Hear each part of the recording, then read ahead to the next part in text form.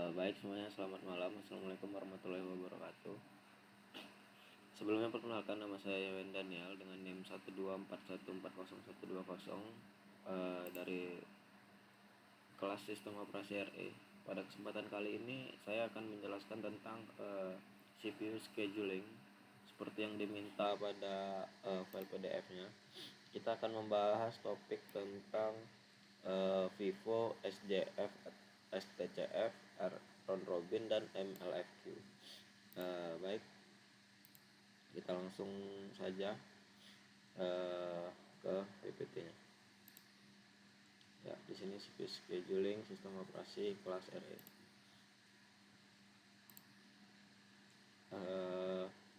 Di sini diminta untuk 5 digit terakhir dari NIM masing-masing. Jadi karena saya NIM 124140120, jadi 5 digit terakhir NIM saya adalah 40120 ya. Sini 40120. Di sini kita kerjakan seperti ini. Ini D1, D2, D3, D4, D5-nya. Ya. Kita tambahkan. Lalu dapatkan hasil seperti ini. Ini menjadi untuk mencari CPU burst-nya ya, teman-teman. Jadi ini arrival time itu waktu dia tiba di detik keberapa. Jadi ini P1 tiba di detik ke-0, P2 tiba di detik 1, P3 tiba di detik kedua, dan seterusnya. Ini CPU burst-nya. Kita lanjut ya. Apa sih turnaround time itu? Turnaround time itu cara mencarinya dengan waktu selesai burst time. Ini burst time yang tadi, ini CPU burst, dikurang dengan waktu datang, arrival time. Arrival time itu ini ya, waktu dia tiba. Kalau response times kita mencarinya dengan waktu mulai eksekusi pertama. Jadi di detik keberapa dia mulai dieksekusi. Misalnya detik ketiga P2 mulai dieksekusi. Berarti cara mencarinya 3 dikurang waktu P2 datang berapa? Nih, 1. Berarti 3 dikurang 1 itu menjadi response time-nya. Oke, kita langsung mulai saja ke yang pertama, yaitu ada Vivo. Apa sih Vivo itu? Vivo itu adalah first in first out, dimana metode atau cara mengelola data atau barang, dimana yang masuk lebih dulu akan dikeluarkan atau digunakan lebih dulu. Jadi yang pertama kali masuk dia juga yang pertama kali keluar. Oke, kita lanjut aja ke Gantt chart-nya teman-teman ya. Gimana sih perhitungannya? Kita bisa hitung tuh dari arrival time. Nih, siapa yang tiba di detik ke-0? P1. Ini P1. CPU burst-nya berapa? 5 detik. Ini 5. Oke, kita lanjut. P2. CPU burst-nya 2. Jadi masuk di detik ke-5, selesai detik ke-7 karena dia cuma 2 detik. P3. CPU burst-nya 4 detik. Jadi tinggal ditambahin aja. Jadi Vivo ini dia berurutan teman-teman ya. Lanjut lagi P4 3 detik. Jadi tambah aja 11 tambah 3 14. Lanjut lagi P5 6 P5 2 detik, tambah lagi 14 tambah 16. 14 tambah 2 jadi 16. Nah, ini kita mencari turnaround time-nya. Turnaround time itu tadi dari mana? CPU burst dikurangin dengan apa tadi? Turnaround time itu waktu selesai burst time dikurangin waktu datang. Nah, waktu selesainya P1 berapa? 5. Datangnya di detik ke-0 jadi 5. Itu juga 2. Datangnya detik ke berapa? 7. Selesai selesai di detik ke berapa? 7. Waktu datangnya gimana ada? 1.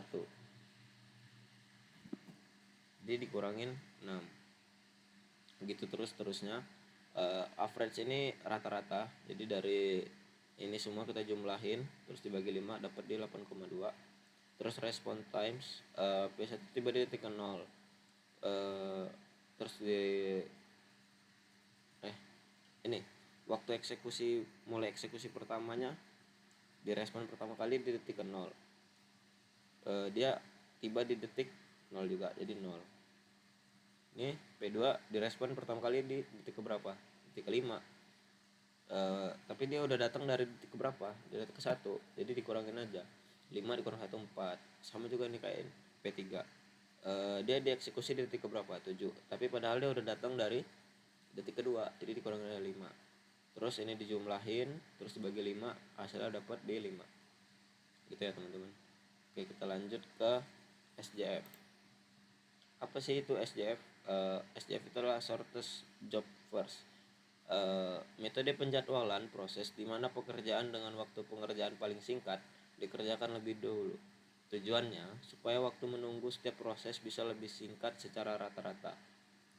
Jadi yang lebih singkat bakal dikerjain duluan gitu teman-teman. Jadi tujuannya itu apa sih? Biar nunggunya tuh rata gitu loh. Jadi nggak ada yang nunggu terlalu lama, nggak ada yang itu. Jadi langsung aja kita mulai ya. Ini ke Gantt-chartnya ya. Ini sama semua arrival time-nya 0 1 2 3 6 sama kayak ini juga kan. Arrival time-nya. CPU burst-nya juga. Oke. Siapa sih yang tiba pertama? Ya pasti P1 ya. Arrival time-nya 0, CPU burst-nya 5. Kita lanjut lagi P2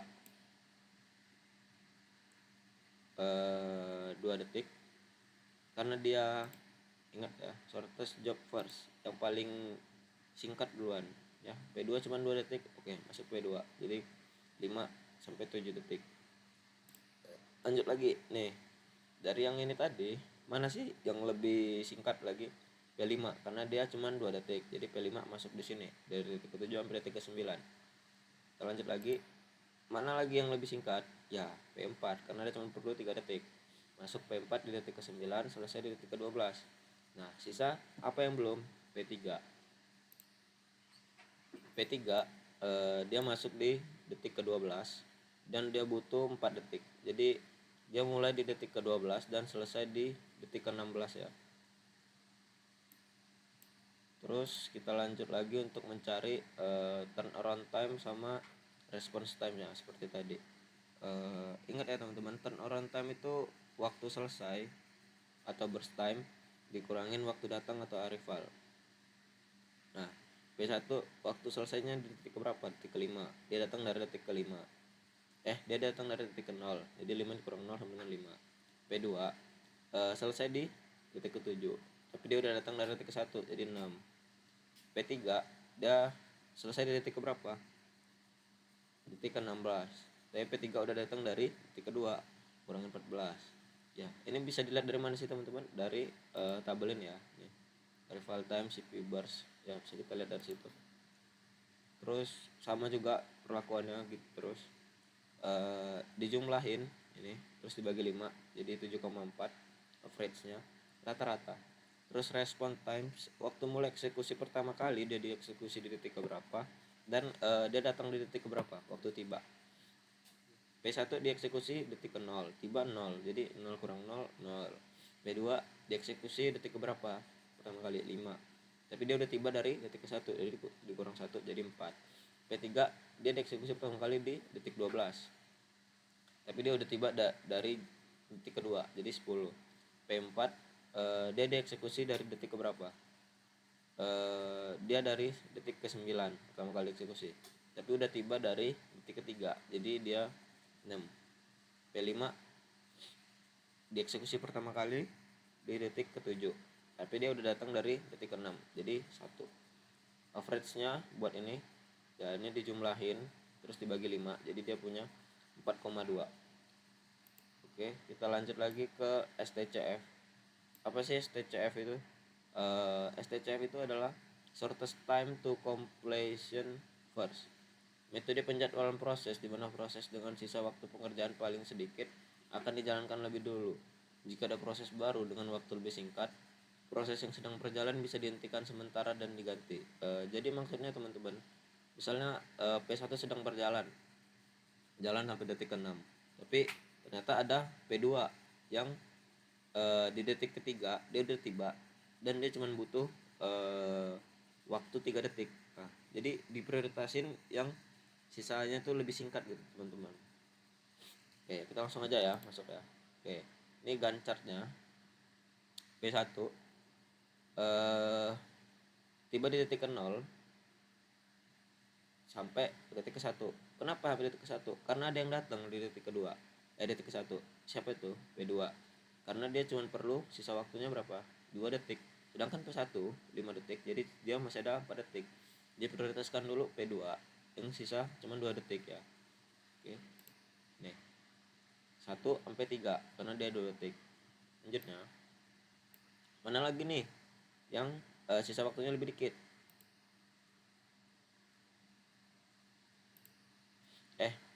Siapa nih yang tiba di detik ketiga sisa waktunya paling dikit? Ya, P4. P4 tiba detik ketiga, CPU burstnya cuma perlu 3 detik. Oke, kita lanjut.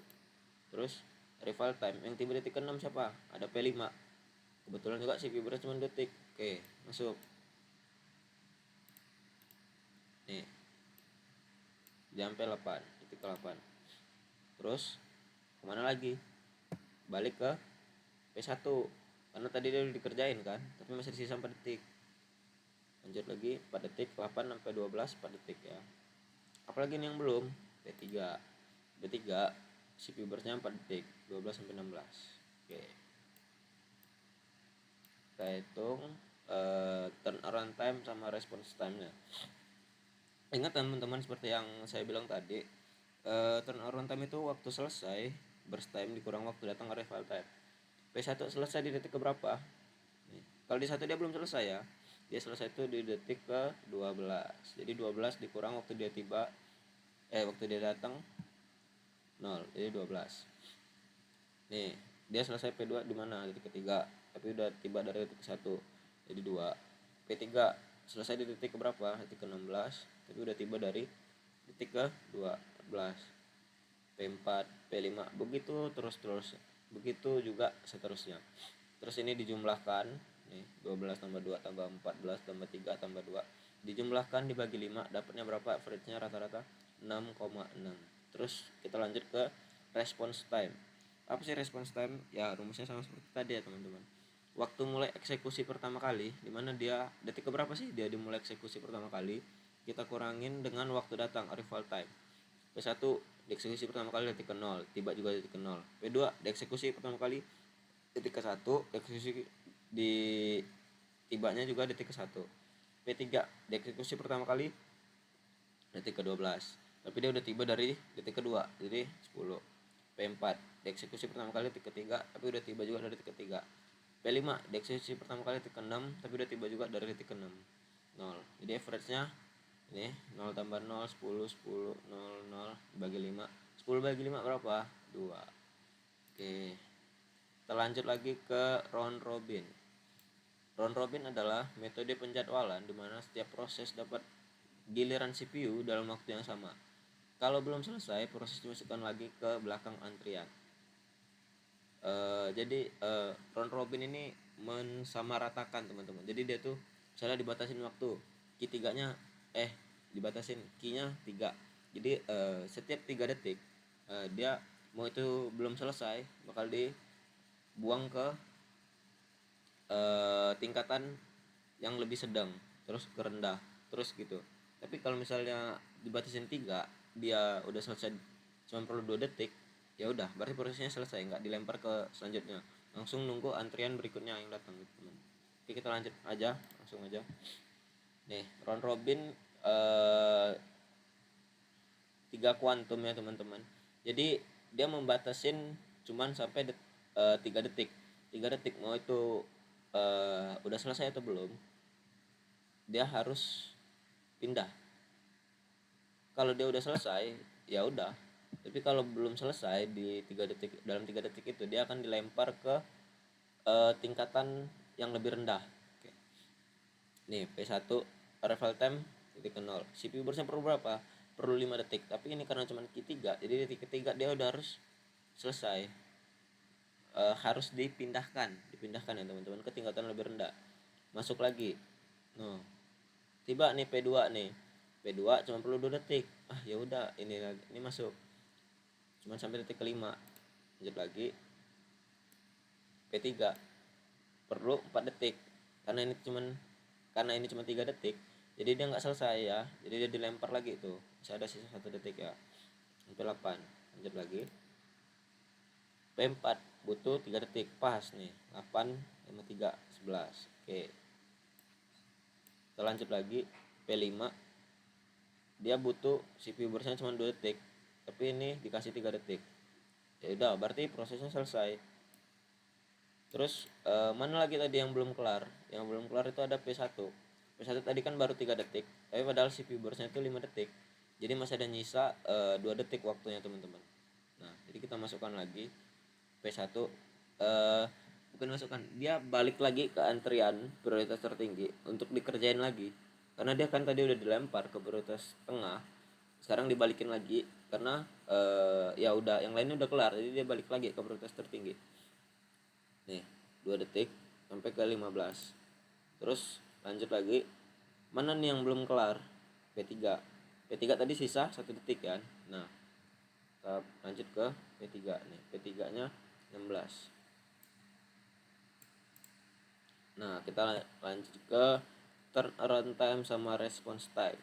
Waktu selesai, P1 selesai di 5 detik 15, dikurangin dia tiba dari detik 0 15. P2 dia selesai di detik ke-5, dia udah datang dari detik 1 ke 4 dengan 4. P3 udah selesai di dia selesai di detik ke-16, tapi udah tiba dari detik kedua, jadi 14. P4 juga begitu, P5 juga begitu.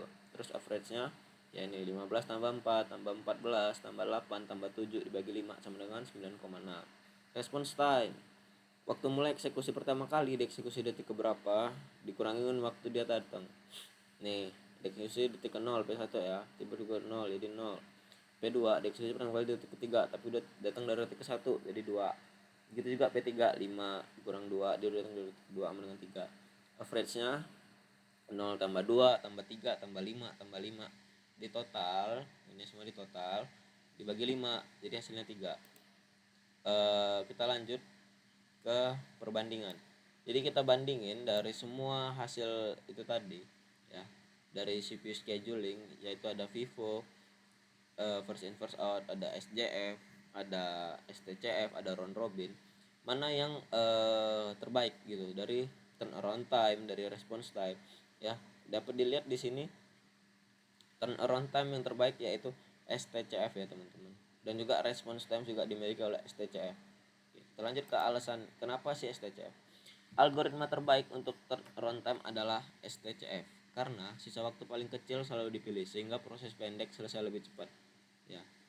Seperti pengertiannya tadi itu ya teman-teman. Nah, shortest time to complement first, metode penjadwalan proses di mana proses dengan sisa waktu pekerjaan paling sedikit akan dijalankan lebih dahulu.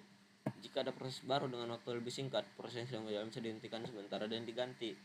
Jadi ini sangat bagus ya teman-teman ya sistemnya. Jadi dia memprioritaskan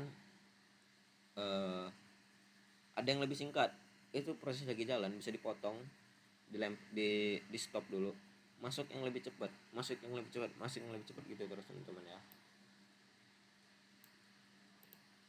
Dan juga nih algoritma terbaik untuk sistem interaktif STCF karena proses yang punya waktu kerja tersisa paling singkat langsung diprioritaskan.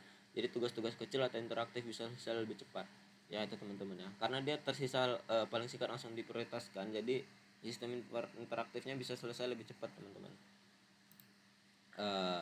Trade off, kita ngambil contoh itu SJF ya teman-teman.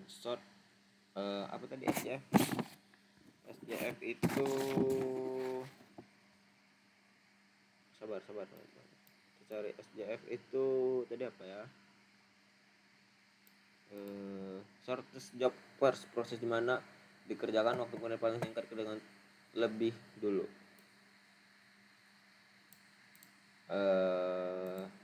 Nih, SJF membuat waktu tunggu rata-rata lebih singkat, tetapi proses yang panjang bisa jadi harus menunggu lama, starvation, karena proses yang pendek selalu diprioritaskan itu teman-teman. Jadi dia punya keunggulan waktu tunggu rata-rata lebih singkat, tapi prosesnya itu punya minusnya teman-teman. Dia menunggu lama karena proses yang pendek selalu diprioritaskan nih, yang pendek dulu, yang pendek dulu, yang pendek dulu. Jadi ada yang panjang itu nunggunya terlalu lama teman-teman. Terus kita lanjut ke MLF key. Kita permisalkan Q1 itu adalah prioritas tertinggi dan saya ngasih sini kuantumnya 3 unit waktu. Q2 prioritas sedang, kuantumnya 6 unit waktu. Q3 prioritas rendah, kuantumnya first in first out sampai selesai. Di sini saya priority boost setiap 30 unit waktu. Jadi priority boost itu, sabar ya, kita buka PDF saya. Nih, semuanya dimulai dari Q1. Jika kuantumnya telah habis, maka proses diturunkan ke QU berikutnya. Jika sebelum kuantum habis, prosesnya telah selesai, maka proses langsung selesai. QW dengan prioritas paling tinggi pasti selalu dipilih lebih dahulu. Maksudnya gini teman-teman ya. Nih Q1. Ini Q1. Terus saya ngasih kuantumnya 3 detik. Kalau kuantumnya udah habis, tapi proses itu belum kelar, turunin ke QW berikutnya. QW berikutnya yang lebih rendah apa? Prioritas sedang. Terus begitu terus. Jika kuantumnya udah habis, prosesnya langsung selesai. Jadi QW dengan prioritas paling tinggi selalu diprioritas lebih dulu. Terus priority boostnya saya buat tadi, priority boost setiap 30 unit waktu. Apa sih maksudnya? Jadi setiap 30 unit waktu semua proses akan dikembalikan ke QW1, prioritas tertinggi. Jadi ini udah ini kan 29 unit waktu, terus ke 30 unit waktu. Nah, di 30 unit waktu itu semua proses kita kembaliin ke QW1, prioritas paling tertinggi. Balik lagi gitu teman-teman ya. Kita lanjut. Mengurangi starvation. Jadi priority boost memastikan bahwa akan menaikkan proses yang sudah lama berada di prioritas rendah kembali ke atas prioritas tinggi. Nah, jadi itu teman-teman. Seperti yang saya bilang tadi, kalau dia udah berada di prioritas rendah lama, pasti ada waktunya dia bakal dikembaliin ke prioritas tinggi lagi teman-teman.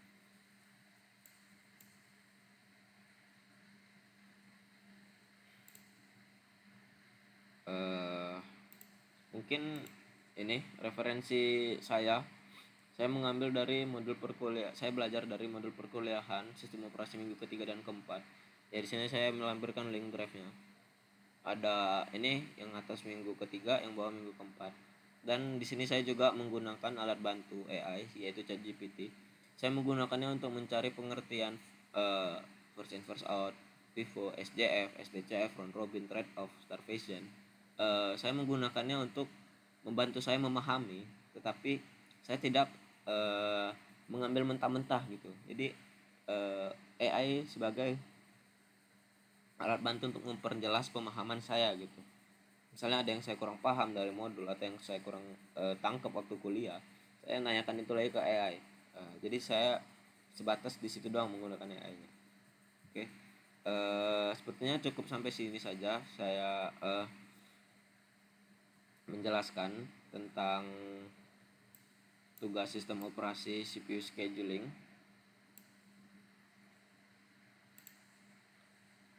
Lebih kurangnya saya mohon maaf. Jika masih ada kekurangan, banyak kekurangan, saya sadar saya masih banyak kekurangan dalam menjelaskan, tapi saya sudah berusaha semaksimal mungkin. Lebih kurangnya saya mohon maaf. Saya akhiri. Wassalamualaikum warahmatullahi wabarakatuh. Selamat malam semuanya. Terima kasih.